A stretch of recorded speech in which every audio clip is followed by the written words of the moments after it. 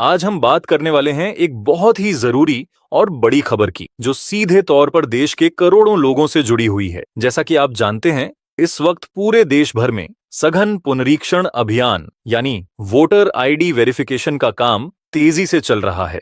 और इस प्रक्रिया में नागरिकता साबित करने के लिए एक दस्तावेज सबसे ज्यादा मांगा जा रहा है, और वो है जन्म प्रमाण पत्र। अब यही जन्म प्रमाण पत्र लाखों लोगों के लिए परेशानी का कारण बन चुका है, क्योंकि बहुत सारे लोगों की उम्र अब 30, 40, 60, 70, 75 या उससे भी ज्यादा हो चुकी है। और इतनी उम्र के बाद जन्म प्रमाण पत्र बनवाना आसान नहीं होता। बहुत से लोग स्कूल नहीं गए, उनके पास कोई मैट्रिक सर्टिफिकेट नहीं है, टीसी नहीं है, और कई के पास तो सरकारी पहचान पत्र भी नहीं है। ऐसे में सवाल उठता है कि वो लोग अपनी नागरिकता कैसे साबित करेंगे? क्या वो इस देश के नागरिक नहीं माने जाएंगे? क्या वो हर सरकारी योजना से वंचित रहेंगे? इन्हीं सभी सवालों और परेशानियों को ध्यान में रखते हुए सुप्रीम कोर्ट ने एक बहुत बड़ा फैसला सुनाया है। जिनके पास जन्म का कोई सबूत नहीं है, उनके लिए यह फैसला उम्मीद की किरण बनकर आया है। अब जितने भी उम्रदराज लोगों से जबरदस्ती दस्तावेज नहीं मांगे जाएंगे। ये फैसला उन तमाम लोगों के लिए है जिनके पास न तो स्कूल का कोई प्रमाण है,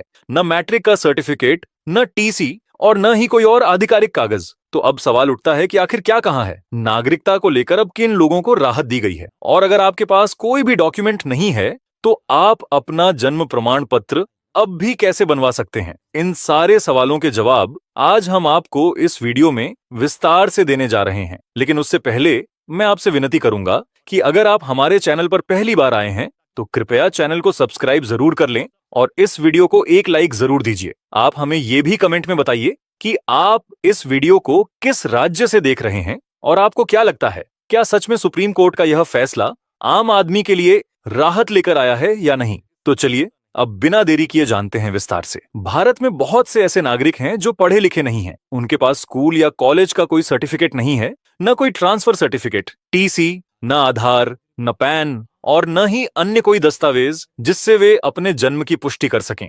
ऐसे लोगों के लिए यह एक बड़ी चिंता की बात बन चुकी है। इसलिए जरूरी है कि सरकार इस पर गंभीरता से विचार करे और कुछ वैकल्पिक व्यवस्था तैयार करे। अन्यथा भविष्य में जब पूरे देश में यह प्रक्रिया लागू होगी, तो लाखों नागरिकों को अनावश्यक परेशानी झेलनी पड़ेगी। तो कुल मिलाकर बात यह है दोस्तों, कि नागरिकता साबित करनी अभी भी जरूरी है, और सुप्रीम कोर्ट ने ऐसा कोई आदेश नहीं दिया है जिससे ये जिम्मेदारी खत्म हो जाए, बल्कि आने वाले समय में जन्म प्रमाण पत्र की अहमियत और बढ़ने वाली है। सबसे पहले बात करते हैं उन लोगों की जिनकी उम्र 15 साल से कम है। अगर आपके घर में कोई बच्चा है जिसकी उम्र 6 महीने, 1 साल, 5 साल या 10 साल है, तो उनका जन्म प्रमाण पत्र बनवाना सबसे आसान है। इसके लिए भारत सरकार की ऑफिशियल वेबसाइट है। इस वेबसाइट पर जाकर आप ऑनलाइन आवेदन कर सकते हैं। तो जन्म प्रमाण पत्र 7 से 10 दिनों के भीतर ऑनलाइन डाउनलोड के लिए उपलब्ध हो जाता है। अब सबसे महत्वपूर्ण हिस्सा आता है 15 साल से ऊपर के लोगों का। यही वह वर्ग है जिसे सबसे ज्यादा दिक्कत हो रही है, क्योंकि न तो उनके पास स्कूल का कोई प्रमाण है, न टीसी, न अस्पताल का कोई रिकॉर्ड, और न ही अन्य कोई आधिकारिक दस्तावेज। लेकिन इसका मतलब ये नहीं कि उनका जन्म प्रमाण पत्र नहीं बन सकता। थोड़ी मेहनत और सही प्रक्रिया के साथ वो भी इसे बनवा सकते हैं। तो देखिए, अगर आप शहरी इलाके में रहते हैं तो आपको अपने नजदीकी नगर निगम या नगर पालिका कार्यालय जाना होगा। अगर आप ग्रामीण इलाके से हैं तो ग्राम पंचायत या ब्लॉक स्तर के कार्यालय में जाना होगा। वहां जाकर पहले यह पता कीजिए कि कहीं आपके माता पिता या किसी बुजुर्ग सदस्य ने पहले कभी आपके लिए जन्म पंजीकरण कराया था या नहीं। अगर पंजीकरण हो चुका है और आपको बस प्रमाण पत्र नहीं मिला, तो उसे दोबारा निकलवाना आसान है। लेकिन अगर पंजीकरण ही नहीं हुआ, तो आपको एक एफिडेविट यानी शपथ पत्र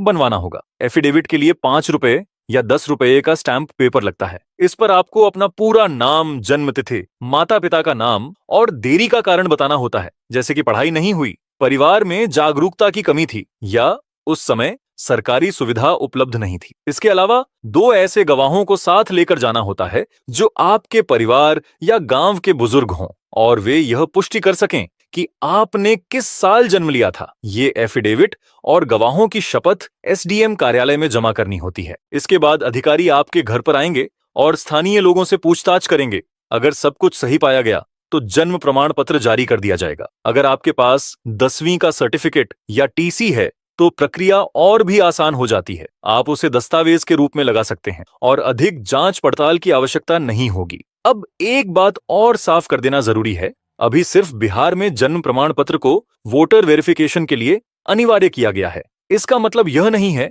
कि पूरे भारत में यह अनिवार्य हो गया है, लेकिन यह जरूर कहा जा सकता है कि भविष्य में जब यह प्रक्रिया देश भर में लागू होगी तो आपसे भी यह दस्तावेज मांगा जा सकता है। इसीलिए बेहतर यही होगा कि अभी से जन्म प्रमाण पत्र बनवा लिया जाए। कई यूट्यूब चैनलों से भ्रामक करने वाली जानकारियां भी फैलाई जा रही है। कह रहे हैं कि सुप्रीम कोर्ट ने आदेश दे दिया है कि अब किसी को नागरिकता साबित नहीं करनी है। यह पूरी तरह गलत और भ्रामक खबर है। सुप्रीम कोर्ट ने ऐसा कोई बयान नहीं दिया है। नागरिकता प्रमाण अभी भी जरूरी है और सरकारी योजनाओं के लिए दस्तावेजों की मांग भी जारी रहेगी। हाँ, सरकार को यह जरूर सोचना चाहिए कि जिनके पास कोई दस्तावेज नहीं है, जो अनपढ़ हैं, जो ग्रामीण क्षेत्रों में रहते हैं, उनके लिए वैकल्पिक प्रणाली लाई जाए। जैसे गवाहों की व्यवस्था को सरल बनाया जाए, ग्राम प्रधान या पंचायत से प्रमाणित कराए गए दस्तावेजों को मान्यता दी जाए। अगर आप चाहते हैं कि आगे चलकर आपको किसी सरकारी काम में दिक्कत ना हो,